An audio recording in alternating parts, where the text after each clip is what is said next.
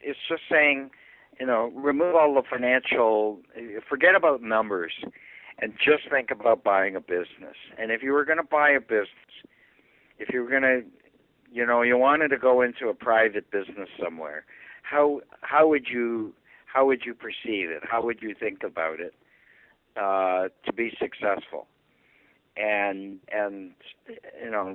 I derived a lot of this from Warren Buffett, of course, but he thinks business. He is very much a rational business investor. He's not a stock market guy. He's a business owner. That's how he perceives himself. And when I look at how successful business people have achieved their wealth, all I'm trying to do is copy what they have done.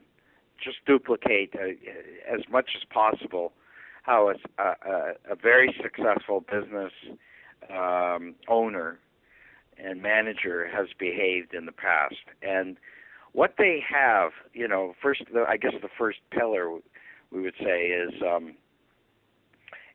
buy a wonderful business.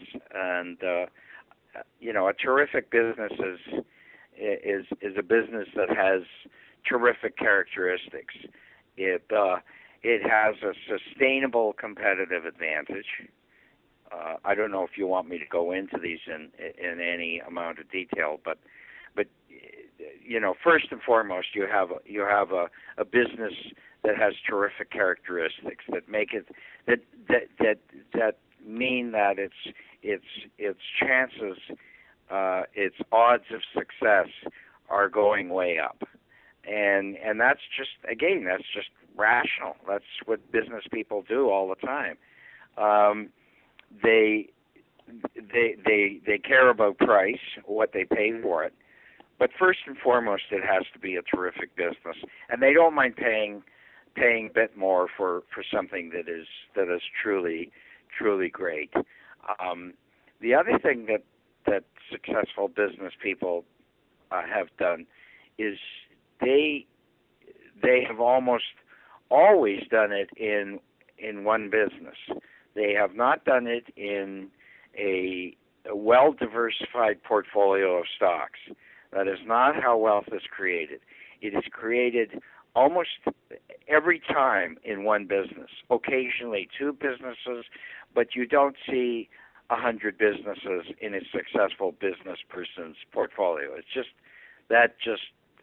is not how it's done.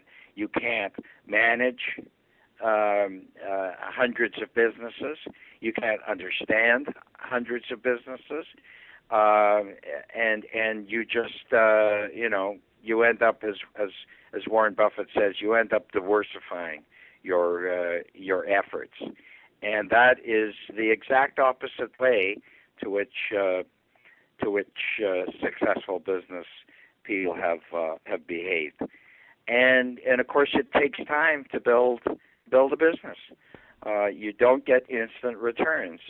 And building a business, if you own and run a business, it's a multi-year, multi-decade, perhaps generational process of growth. And people in the stock market seem to think that they can get returns or should be given returns on a regular and short-term basis. So if you think in that fashion, if you approach it as a rational business owner and keep this top of mind and start with those principles, I think you have a far greater probability of creating wealth.